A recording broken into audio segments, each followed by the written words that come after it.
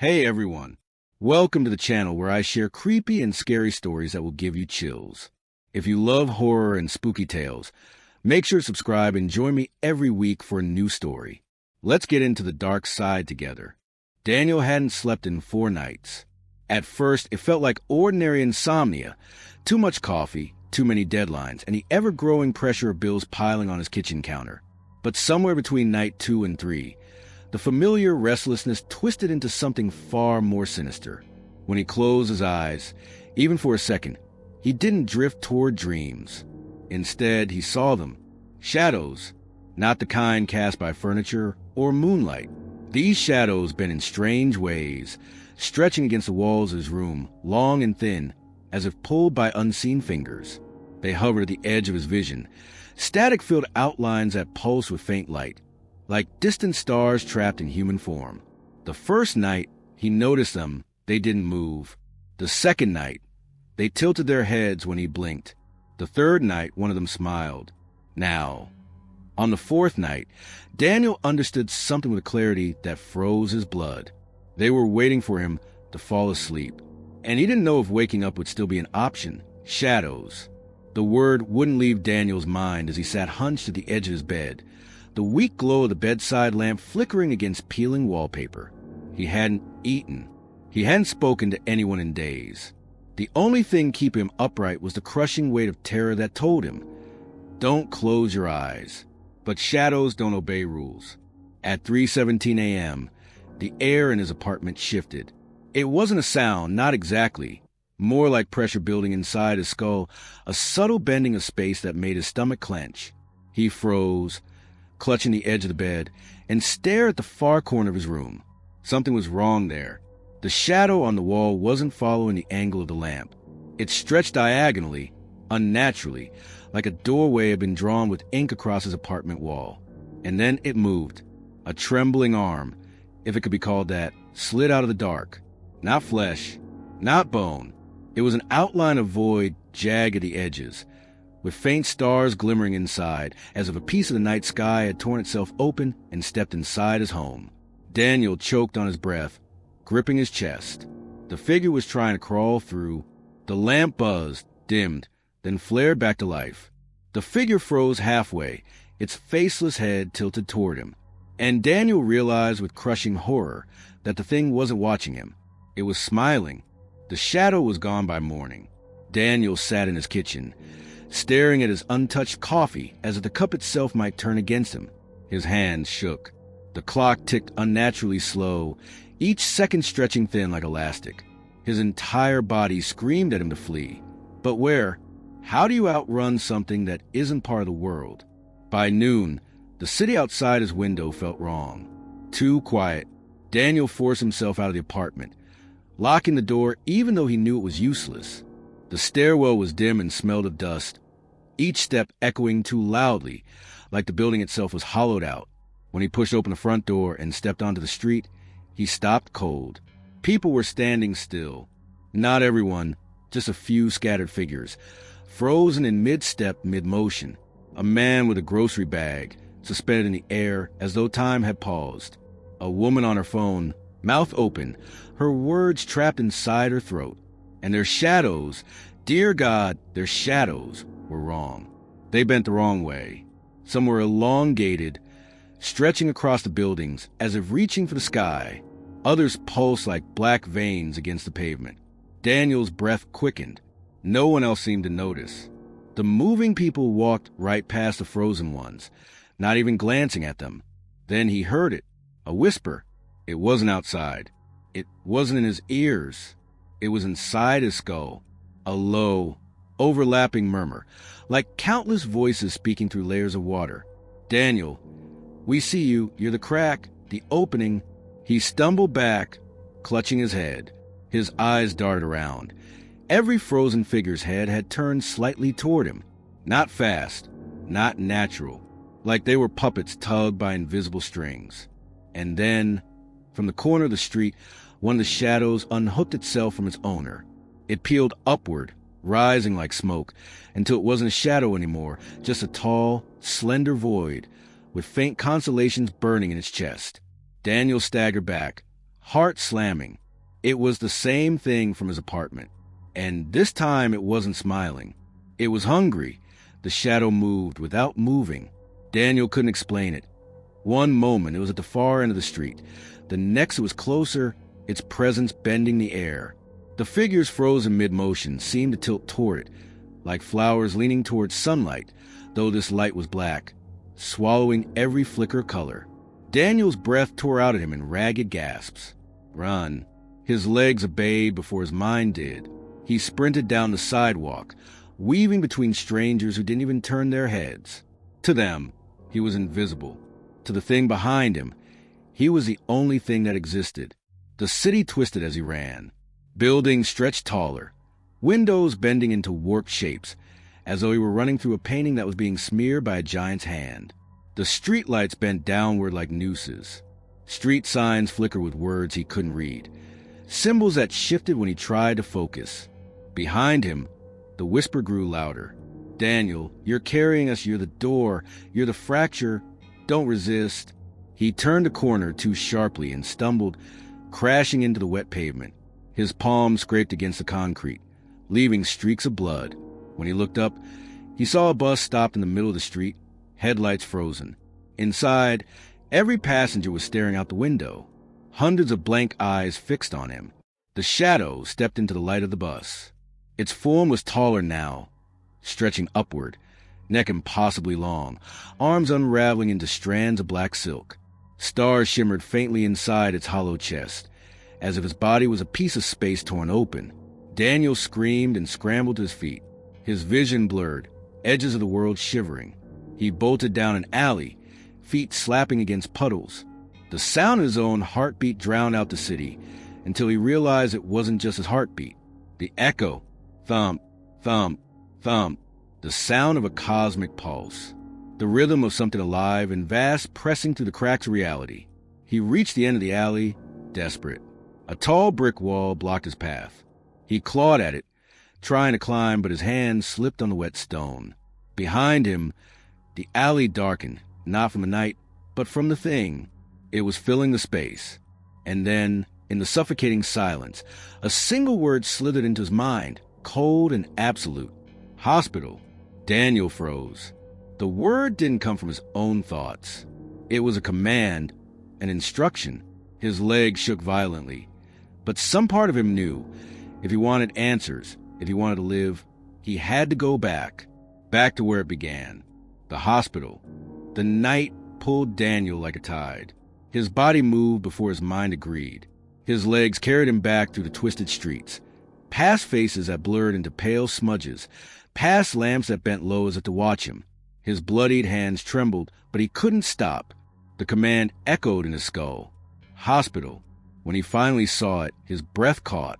The hospital rose from the ground like a rotting monument. The building wasn't how he remembered it.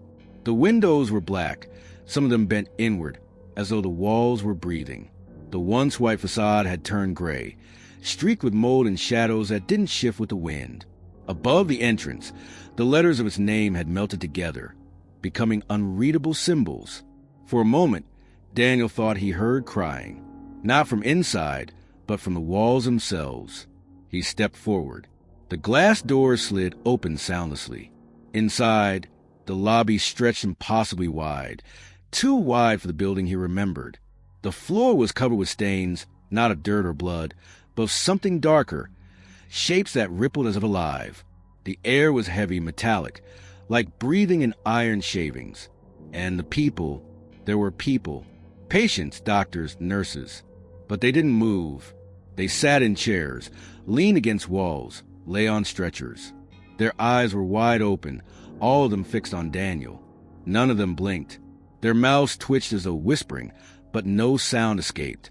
Daniel staggered back. What the hell is this? Then the elevator dinged. The sound echoed unnaturally loud, as if it were the only real thing left. At the end of the hall, the doors slid open. Inside was only darkness, thicker than any shadow. It seemed to swallow the light around it, forming a pit of black.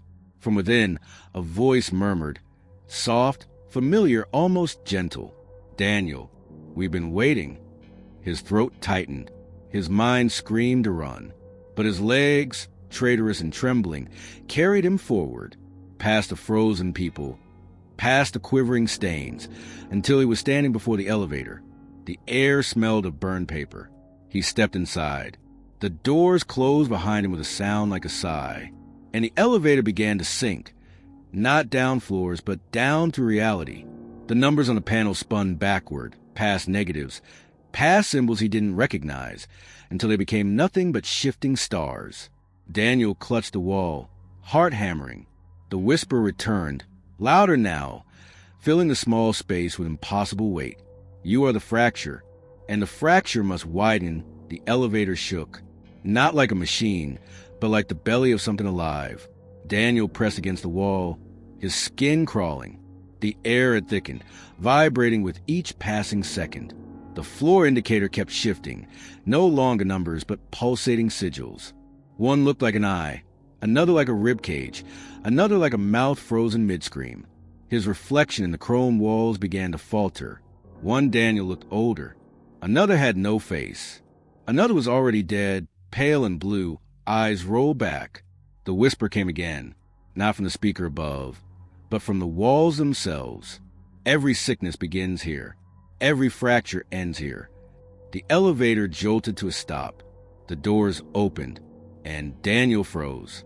The hospital's lower floor wasn't a hospital anymore. The walls were gone, replaced by a cavern of endless black. In the distance, pillars rose from a void, not stone but bone, stacked higher than skyscrapers. Veins of light pulsed through them, glowing faintly like dying stars.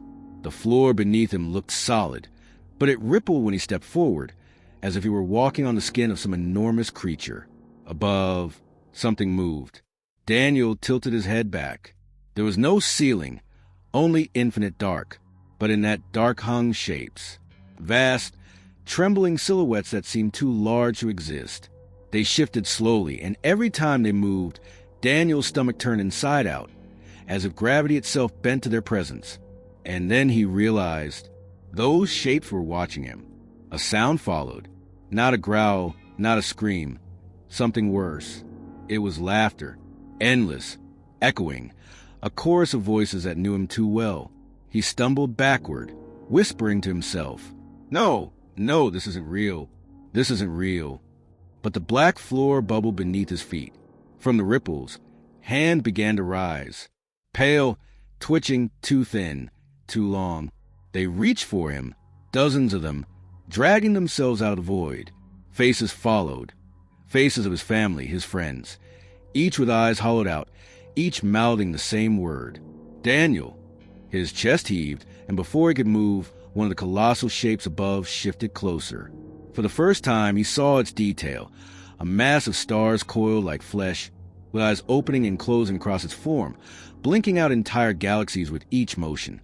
And in the center of that impossible shape, one eye fixed directly on him. The whisper boomed like thunder now. You came back to us. You always do. Daniel fell to his knees. That colossal eye loomed above, watching, crushing the breath out of him as if 1,000 tons pressed against his chest. From the ground, faces rose, his loved ones, their hollow eyes whispering in unison. You brought us here. You chose us. You killed us. Daniel shook his head violently. No, I didn't choose anyone. I only came for a checkup. But his words were nothing more than a lie cast into the void, because the thing that eclipsed the skies spoke again. This time, it wasn't just an echo. It was an order carved into the marrow of his brain. You were never the illness. You were the carrier. Daniel's eyes widened. For a moment, everything froze. Time shattered. He saw himself walking into the hospital that first day. The nurse's smile, the doctor's dark glasses, that inexplicable flutter in his chest. That moment, something had touched him. Something had passed into him. He looked at his hands. Blackness seeped beneath his fingernails. As his trembling fingertips twitched, the space around him twisted, warped, bent. He wasn't just seeing it anymore. He was becoming it. Daniel's shadow rose on its own. But it wasn't human. It stretched vast and endless, as deep as the void itself, its form littered with star-born eyes. The shadow smiled. "At last you see the truth," it said. The voice was his own, rotted, reverberating, as though it had been echoing for 1,000,000 years. "I am you." Above, the cosmic host shifted as one, groaning in unison.